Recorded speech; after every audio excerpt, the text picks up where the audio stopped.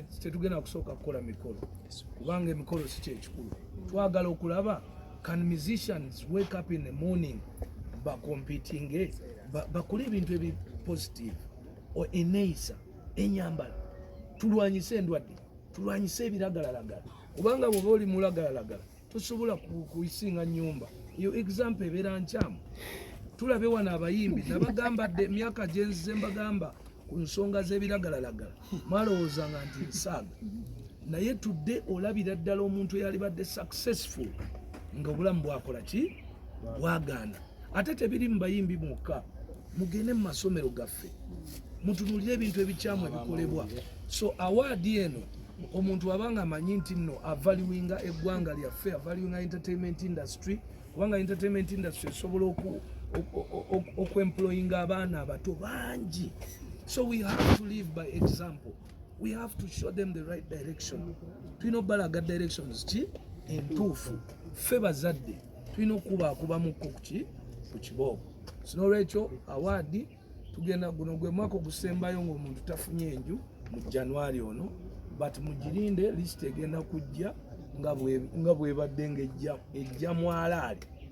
Ekinayawukanako omwaka ogujja 60% decisions will be made by the panel, 40% egenda kudda eri abantu nga abantu baweereza message olinaga naye mbutuufu bafana yasinze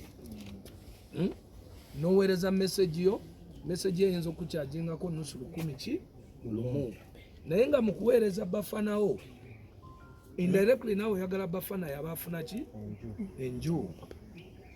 So bannayuganda mujja kubeera ne responsibility ewa omuntu akoze nnyo ennyumba kiri tangible. Waliwo emyaka nga Kikiba gye yayimba ennyo omutuufu omukazi oyo teyali badde ng'ali kati yadde Jeff yamuzimbira naye ku ssaawa eno singa yali yasinga enju ya Kikiba ey'okubiri yali badde ya business ng'apangisa okitegeera naye it is so wrong omuntu okuinvestinga mu nnyumba gy'agenda okusulamu kuba ebigiraasi n'obubaawo kubanga wali ffe tuteekamu nnyo.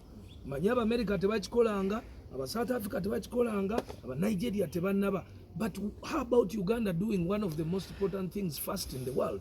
Lwaki tulinda aba Nigeria n'aba America okugaba amayumba? Ffe tugagabe tubalage value. So ebisingako awo bijja kujja naye tondeko ekiwatula ennaku z'omwezi 26. Tufuneroze ekibuzo ekisembayo zono wavayo ogamba nti omuntu ennyumba ejja kubeerako amateeka nti weeyisa obubi ekugibwako mali manyi omuntu oba omuwadde omuweredde ddala. Okwongeza ku kibuuzo kye olowooza simu abaseetingawo embeera eno nti Bebe azimbye ekiwaatule Bobi agenze emagere Kamili alisse bukumisa kyali buziga ensonga ki abaana abantu bano bonna obalaba buli lwe bafuna capital n'afuna akasente ke agala naye kudduka wasooka kuteeka nju afune omukyala anyirira yabe ebiddako.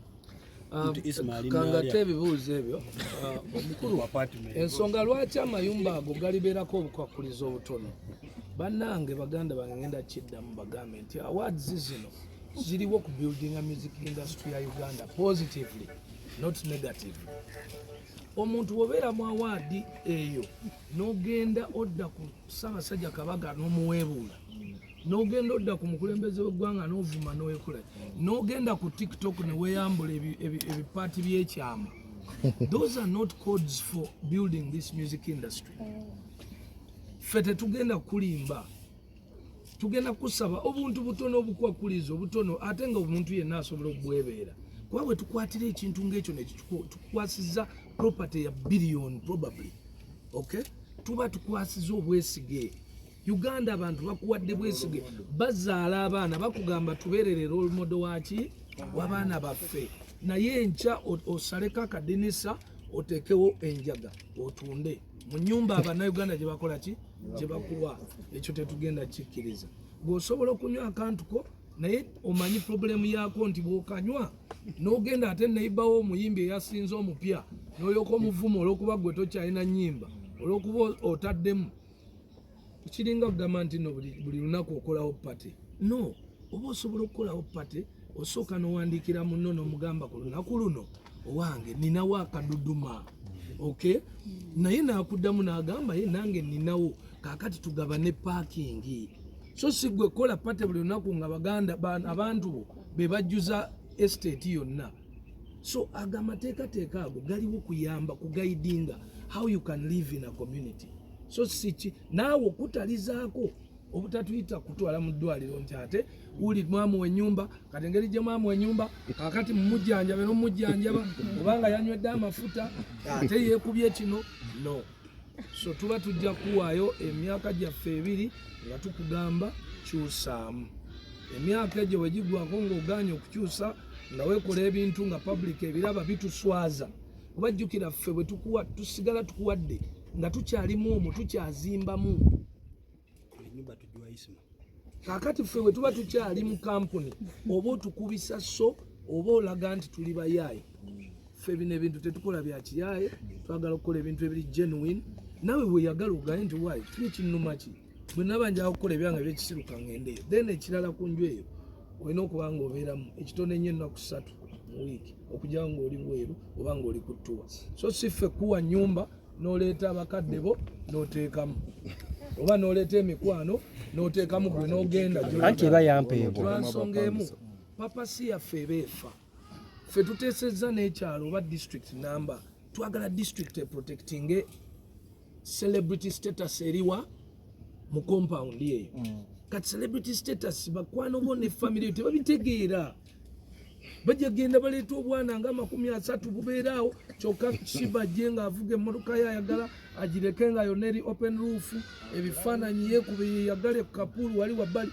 kyokka nga wali obwana buyiriba buteeka kazambi mu maaso bukola kyo olw'okubanga waleetawo family so n'olwekyo ebintu ebyo tubidesigninga in a better way for the good of the industry and nokuprotecting ng'omuntu katono nnyo ku nsonga ey'ennyumba engeri gyetukutte ennyo it's like olinga creating a kyebandiyise nga ministers village oba kyebayita artist village exactly but case in point Bebe wawangula awaadi y'omwaka guno saha n'ayawangula ey'oguddako nga bombi baneiba tebeeyagala lwaki bonna obateeka mu kakati ebimu ku bye tuzimba mu nsi byebyo purpose coherence okubeera together ffe kati tuba tubawadde an opportunity where they can meet and talk and reconcile tekisookera ddala secondly tuba tubawadde opportunity omu okulabira ku munne oli abeera waati nze nina abayimbi bangi abeebuuza omusajja oyo naye abeera waati